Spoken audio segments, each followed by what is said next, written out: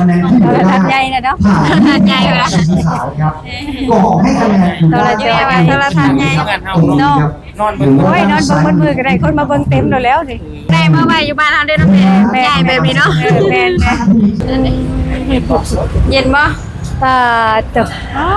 เย็นเป็นตาเบิ่งเนาะเป็นตาขึ้นมาโหลดเย็นห้วยโหลดเป็นตานอนหลับอยู่แล้วแบบนี้นอนหลับมันเย็นเนาะฮ้อนๆแล้วมาเย็นนะมาโหลดเฮ็ดบ่แออยู่เทิงหัวจังเลยแม่ อยู่นี่บ่แอน่ะได้ทุกหม่องบ่สุดเลยบ่นี่มีแต่บอลนี่บอลนี่ไปใส่ห่าง ก็ยังว่าเพิ่นความเจริญเพิ่นได้นี่เนาะติดแอร์เลยนี่ สบายดีสวัสดีกับทุกคนพบกันเราไม่มีอีกแล้ววันนี้เรามีโอกาสได้พาแม่ออกมาเที่ยวอันนี้นะที่เป็นบอลนี่อยู่สยามสแควร์นะทุกคนเมื่อนี้เป็นวันอาทิตย์เนาะมาสบายตู สวัสดีค่ะ สบายดีกง สบายดี สบายดีค่ะอันนี้เพื่อนเฮ็ดอีหยัง โทรทัศน์ใหญ่บ่นั่นเนาะมันคือมีหย่องหลายทีแต่โทรทัศน์ ได้แม่มาเบิ่ง มันไปติดไว้จังได๋ โทรศัพท์เหรอ เนาะ เบิ่งจอไม่ได้ใหญ่แม่ เคยเห็นจักเทื่อเด้นี่ก็ได้มานี่มีแต่โทรทัศน์เนาะ โทรทัศน์ แล้ว โอ้ จะ ไปเฮ็ดงานไหนเนี่ยดาราบ่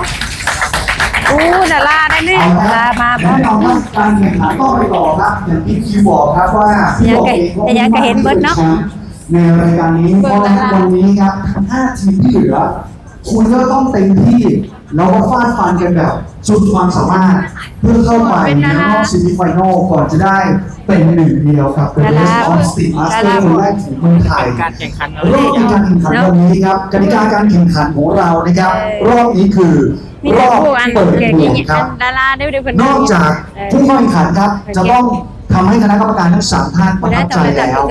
ในรอบนี้ทุกท่านจะต้องทำให้ผู้ชมที่สยามสแควร์ซอย3เนี่ย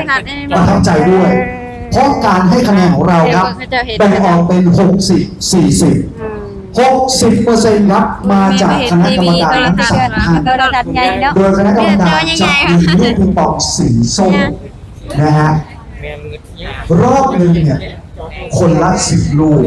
ลูกละ2คะแนนรวมแล้วคือ60คะแนนครับส่วนคุณผู้ชมครับท่านผู้มีเกียรติทุกท่านสามารถร่วมให้คะแนนอีก40คะแนนที่เหลือได้ผ่าน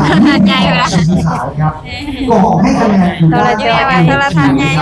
เนาะ นอน หรือว่า โอ้ยนอนเบิ่งมือก็ได้คนมาเบิ่งเต็มแล้วนี่ ได้มาไว้อยู่บ้านเฮาได้เนาะแม่ใหญ่แบบนี้เนาะ แม่น ที่ได้เป็นใหญ่ที่นี่ทั้งหมดเลยถ้าท่านชอบท่านเดินมา อันนี้มันยังแดดอยู่ประมาณ4ชั่วโมงบ่มี นั่นแหละอยากส่องไปส่องมันเนาะคือโทรทัศน์น้อยเนาะ ไปนอนเบิ่งอยู่บ้านเขาตรงไหนก็เลือก แม่นอยู่อยากได้เด้เนาะ สิมาทางนี้จัง ว่าอยากได้เด้วะ เรื่องคณะกรรมการคอมเมนต์โจทย์นะฮะรอบนี้การตัดสินของเรานะครับ60คะแนนมาจากคณะกรรมการ40คะแนนมาจากท่านผู้มีเกียรติทุกท่านที่ชมอยู่ที่นี่ร่วมเชียร์ชื่นชอบโชว์ไหน วันนี้เขาจะมาเที่ยวกันนะแม่ สไลด์ลีแล้วเนาะ แม่น หลายแม่คือว่าคนสิบ่มีแบบว่าญาติว่ามีแต่ว่างานสงกรานต์อย่างหยังหั่นนะอย่านี่มีตลอดเนาะ มีตลอดอีเมลมีตลอดบ่แบบนี้คือคิดว่ามีแต่สงกรานต์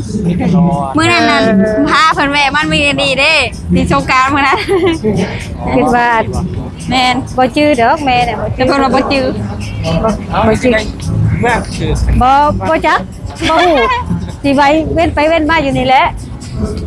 ลบไปลบมาอยู่ดีแล้วเพิ่นว่า บ่จักทางไปทางมาได้บ่จื้อดอกบ่จื้อ ไปเทื่อนึงค่ะเทื่อก็บ่จื้อ แต่ นะ ความจำบ่ได้เนาะความจำบ่ได้ดอกด่านมีแต่โทรทัศน์เนาะอยู่ไสกับแม่นอยู่ในไสก็มีเบิดแต่ว่าเพิ่นเนาะ เก่งบ่แม่ เก่งมาเงินได้ลูกนะแม่วะสิคิดว่าตั้งไว้จังได๋อันนี้เนาะเปิดไว้ตลอดบ่ใคร แม่เป็นยอดโฆษณา ก็จะเอาป้ายโฆษณาขึ้นหรือว่าเฮาอันเนี้ย แบบไผจะเบิ่งก็เบิ่งเนาะไผจะเบิ่งก็เบิ่ง โฆษณาแบบให้คนเห็นเท่านั้นแม่แบบเฮายังไม่ได้เห็นเบิดแบบขายของขายหยังกัน ทันสมัยบ่ แม่น บ้านเฮาสิกันบ่เปิดก็บ่เห็นเนาะ อืม บ้านเฮามันยังบ่ทันสมัยคือบ้านเพิ่น บ่ทันแล้วมีโทรทัศน์อยู่เทิงก็ได้เนาะ แม่น เป็นย่อยในใจเราเป็น ตึกมันบ่มีนั่น ตึกเด้นี่เป็นอะไร ตึกก็จะพใหญ่แท้ใหญ่ถึงแค่นั่นน่ะ อยู่ในจังกะขึ้น ไปขึ้นอยู่ไสมันน่ะ อยู่ข้างล่าง เอ้ย ขึ้นรีบขึ้นไปได้เดือนเข้าไปนั่นแหละ โอ้ยแม่สิบ่กล้าขึ้นเราบ่จักทางขึ้นทางลงดอก โดดยานตกใจป่ะแม่ โอ้ยบ่คือเดี๋ยวเบิ่งไกลเป็นตาย่านแล้วบ่เคยเห็น อันนี้คันกลางคืนแห่งคนร้ายได้แม่ สิ อันนี้จะว่าเขาเจ้าอันมันยังแดดอยู่เขาเจ้ายังบ่ออกมา เขา ไม่ไว้รถ กันคือทางบ้านเฮานั่นคันบ่มีงานบ่ได้ออกมาหลายจักซี่ดอกเนาะบ่แล้วบ่ได้มาเด้กันเป็นบุญบ่บุญพระเวทบ่นะ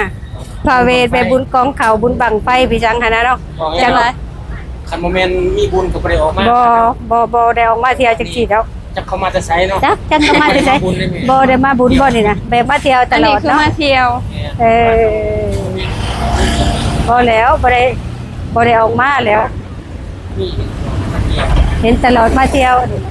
ทุกอันแม่คิดว่าแม่อยู่บ้านน่ะแม่ว่าคิดว่าบ่ได้มาคือว่าสิบ่มีคนหลายจังซี่ดอก อยู่แต่ในห้องนะคนอยู่แต่ในห้องเลยบอกคิดว่าสิมีไผคือ ใครสิมา อยู่แต่ในห้อง เป็นงานแบบปีใหม่สงกรานต์น่ะนะสิมีคนอยู่ดอกแม่ว่า ที่ว่าสิมีแต่เที่ยวแล้วยัง แม่นแม่ว่าอันน้องมีว่าไปเที่ยวบ่แม่อุ้ยสิไปเที่ยวได้ใช้แม่ว่ามันบ่มีดอกแม่ว่าสิไปเที่ยว มันสิมีคนมาแต่ไส พาไปเที่ยวไอ้ตู้พาไปเด็กกะย่านบ่มีรถกลับเพิ่นว่า เดี๋ยวยันว่าคือทางบ้านเฮาเนาะไปเด้อบ่มีรถกลับเด้รถมาแต่ไสรถเสร็จ เพิ่นคิดว่าอยู่พี่นั่นสิคือบ้านเฮาเพิ่นว่าคันกลับเด็กกะย่านบ่มีรถเพิ่นว่า มีมัดมือมันขึ้น อันนี้มีตลอด แล้วเนี่ยว่า เนี่ยว่าที่ซี่ก็ยังมี แม่ว่าโอ้ยคันอยู่บ้านคือไปสวรรค์นี่รถคันเดียวได้คันบ่ แม่นที่บ้านอยู่แต่มันรถเมล์ผ่านมันกันไปง่ายหน่อย แม่น รถเมล์อาจจะวัดประมาณ4ทุ่มนะรถเมล์เมื่อเท่ากับนั่งแท็กซี่ เออ นั่งโบสอะไร แม่ มันมีหลายเนาะหลาย แต่สมมุติ ทั้ ว่าง รถ คิว ไฟฟ้าทั้งรถแท็ก สมมุ ซี่ ติว่าบ้านเฮาน่ะมีคิวเนาะคิวว่าบ่ทันคิวแล้วก็แล้วแหละคันบ่เมื่อทางผู้ทางดำทางอัน โรงแรมบ้านเฮาได้ เออ บ้านเฮาน่ะมีสายเดียวเบิดมืออัน อืม อัน6โมงเช้าออก อันกลับเข้ามากับบ่าย2ฮอดบ้าน แม่น สายเดียว มีแล้ว บ่แล้ว คันไปทางในเมืองน่ะก็สิมีช่วงค่ำ6โมง แล้ แล้ว อยู่รถเมล์ไปทางเส้นปักซองหั่นเด้มี แม่ ทางดำหั่นเด้ทางอันยางหั่นเด้ ก็สิ ก็ มี มี อ อยู่ ยู่แต่ว่ามันไกลเด้อบัด แต่มันไกลบ้าน แต่บ่ เฮา ฮอดบ้านเฮาอีกรถก็ได้ แม่นเฮาต้องไปลาดเอา แม่น มีทางดำอีก แม่น ถ้าสายบ้านเฮาเห็นมีสายเดียวเท่านั้น แม่น มีทุกอยางมีทุกอย่าง เดินทางไปกับ แม่นแม่น อยู่พี่สะดวกสบาย แม่น จะเบิ่งได้พุ่นเจริญ ความเจริญ ที่บ่ทางแอร์ ใช่ ทางรอดที่แอร์ ไปบ่ ไป แม่ บ่แล้วแต่ลูกพาไปดอกไป พาเราไปพุ่นแล้วกันยางไปพุ่นเลยเนาะให้แม่ไปเบิ่งสะพานติดแอร์ก่อน ทางรอดที่แอร์ หยุดไปแล้วพุ่น ไอ้จูไปแล้ว ย่านเด้อเจอรถวาง ให้แม่ไปเบิ่งสะพานลอยติดแอร์ตะกี้ไอ้ตู่บอกไอ้แรงนี่ได้พามาไหมเฮาก็บ่เชื่อว่ามีสะพานติดแอร์ มามันมีอีหลีแหม บ่กล้าไปแล้วเนาะลูกกับแม่ก็สิบ่พาแม่ขามแล้วบัดนี้เด้อ แต่เป็นย่างพร้อมเล่าก็ได้เด้อเนาะ ไปแล้วขอบคุณค่ะ บ้านนอกเขาในเมืองย่านรถ ได้จะพาขึ้นเพิ่นบ่กล้าขึ้นเพิ่นว่า บ่กล้า มันสู ขึ้ ง นแล้วมันสูงปานนี้ก็ทางขึ้นก็จะขึ้นอยู่ได้ใช้ว่ะกล้าขึ้นแล้ว เทื่องมีดาดฟ้าได้ไหม เอ้ย เอ้ยบ่เขาเจ้าขายไหม อืม เป็นสร้างเป็นอีหยังมีลิฟต์เป็นเบิ่งข้างในได้เห็นบ่ เออก็คนนี่ขนาดเนาะคนนี่เนาะคือว่ามีแต่ มีไทยก็มีทุกบอน นั่นแหละอย่างว่าคนหลายอีหลีประเทศไทย ไป คนหลาย อันนี้ติดแอร์ได้นี่ เต้ จะย่างซิดขวาไปด้วยแม่ บ่ได้เสียเงินบ่ขึ้นไป บ่ได้เสีย บ่ เพิ่นให้ฟรีอยู่ใส่กาแฟประเทศไทยนะ ไปนี่แหละ เออ ไปย่าง แบบไป ย่างข้างนี้แล้วเขาเจ้าลงมาข้าง แต่ไปเบิ่งไปเที่ยวเนาะ อีเมย์ยานเสียเงิน อย่าว่าเสียเงินดิอย่าว่าเสียเงินเสียคำเฮ้ย อยู่บ้านเฮามีบ่สะพานลอยบ่มีเนาะมีแต่ขัว มีขัวกับไปขัวความข้างมาแล้ว มันบ่มีแต่พายลอยไปข้างลอยแบบนี้เด้อ พูดเย็นบ่ โอ้ยเย็นเนาะอุ้ย มีแต่อยู่เวียงจันทน์นั่นแหละ เออ ขัวขามมันนั่นนี่เย็นบ่ ตาตก อ๋อเย็นเย็นเย็น เป็นตาเบิงเนาะเป็นตาขึ้นมาโหลดเย็นห้วยโหลดเป็นตานอนรับอยู่แล้วแบบนี้ แต่นอนหลับคนละ มันเย็นเนาะฮ้อนๆแล้วมาเย็นนะมาโหลด เห็นบ่เออยู่เทิงหัวจังเลยแม่ อยู่นี่บ่เอน่ะ แม่ ได้ทุกหม่องบ่สุดเลยบ่นี่ มีแต่บอลนี่นี่บอลนี้ไปใส่ห่าง ก็ยังว่าเพิ่นความเจริญเพิ่นได้นี่เนาะติดแอร์เลยนี่อยู่อัตรางฮ้อนๆวันนี้มาเย็นห้วยแล้วเนาะ อยู่ข้างล่างมันโหดคือว่าพี่เย็นเย็น เออเย็นไหมเย็น สยามนวดเนาะ แต่นอนเย็นได้ปะไอ้ที่บ้านเฮานี่นอนเย็นรับเฉยแล้วนี่ เย็นรับเลยพวกนี้จะเลี้ยวไปเบิ่ง ต่อเตะรถจะจำแมงเมาโหลดรถกระไรโอ้ รถกระซ้ำแมงเมาคนละ ไอ้คนกันแซ่ๆบอก ไปเมย์ไปเบิ่ง เบิ่งเห็นบ่ตุงมองตุกแจเลยเด้อพี่น้องได้มาเที่ยวคักลูกพามาเที่ยวเห็นตุงมองตุกแจแล้ว มวนบ่แม่บ่เมื่อยบ่ บ่ได้เมื่อย ออกไปนี่ไป เมื่อบ้านก็สิคือเห็นตอนมา เที่ เที่ ย ยว ว ได้ไปออกมาพี่ ฮ้อนเนาะฮ้อนก็ยาม่านและธรรมชาติ เลยว่าสกายวอล์กมีรถไฟอีกครั้งนึงถ้าเป็นยามกลางเว้นมันสิแดดฮ้อน เออ โอเคทุกคนเจอกันคลิปหน้านะคะ ฝากติดตามเป็นกำลังใจให้หนูกับแม่ด้วยนะคะ